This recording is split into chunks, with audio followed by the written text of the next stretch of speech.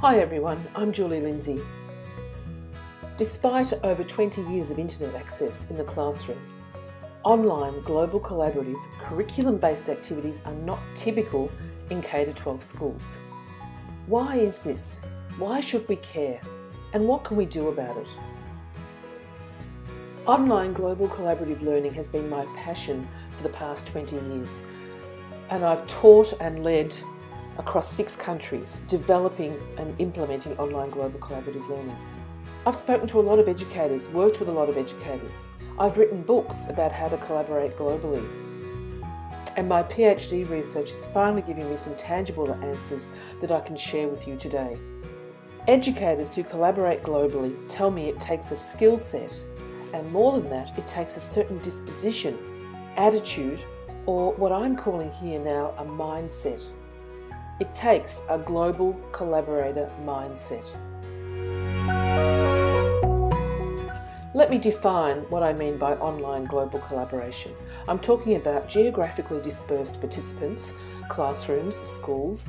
I'm talking about the use of open technologies, such as Web 2.0 tools. I'm also talking about collaboration, online collaboration that leads to co-creation.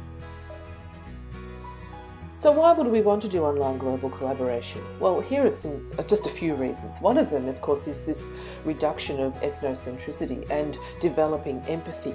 You know, when you collaborate globally, you don't just read about people, but you have to deal with people.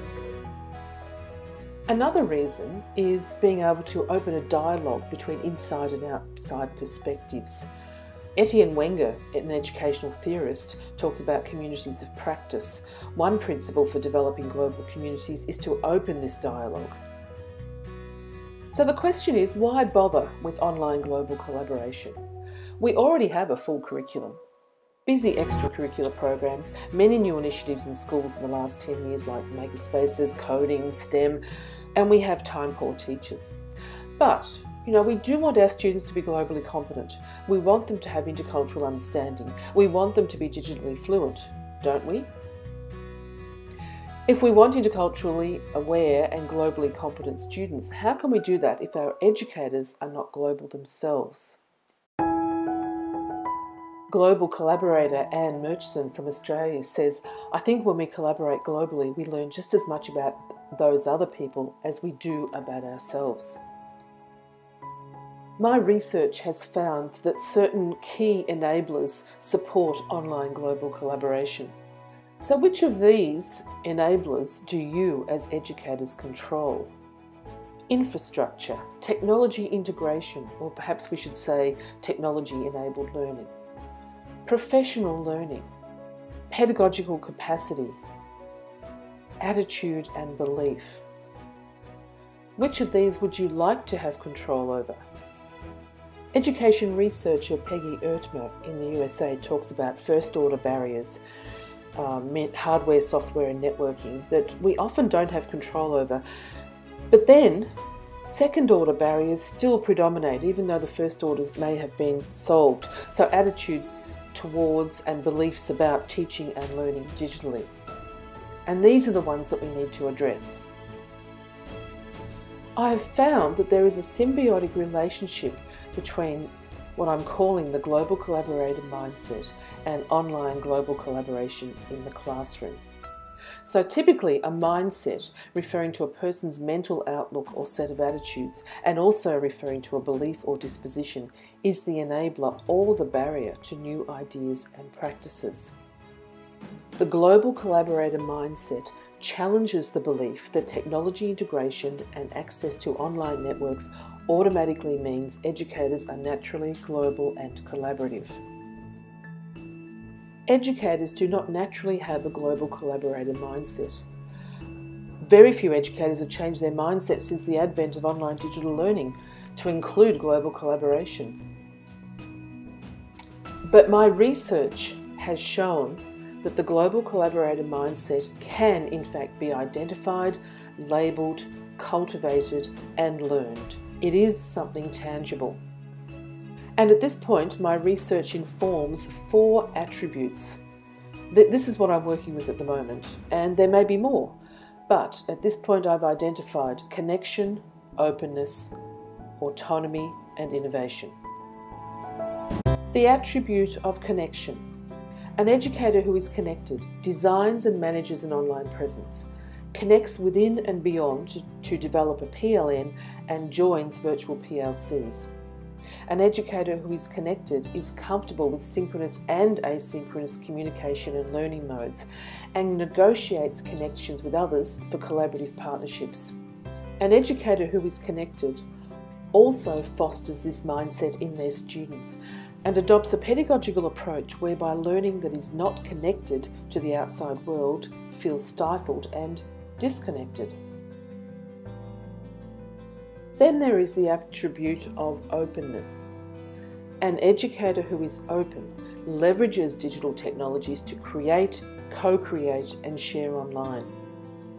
They believe education is not just about content knowledge, and they adopt a beyond the textbook attitude that learning can take place anywhere, anytime, with and from others. An educator who is open flattens the learning and integrates new pedagogical approaches, open practice and ways of knowing.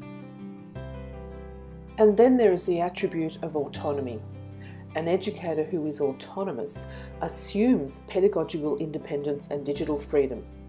They plan classroom learning independently of and in harmony with other educators. They apply a flexible and agile approach with curriculum, classroom dynamics and global partnerships. An autonomous educator is resilient as a risk taker and is able to cope with change. They adapt online and blended learning modes to take advantage of global learning opportunities. And they develop interdependent networked relationships for globally enhanced learning. And finally, the attribute of innovation. An educator who is innovative practices online collaboration, online global collaboration, as the new normal. They design new collaborative models for learning within and beyond the classroom. They cultivate growth mindsets and global citizenship amongst learners. An educator who is innovative constructs new approaches and relationships to learning while social.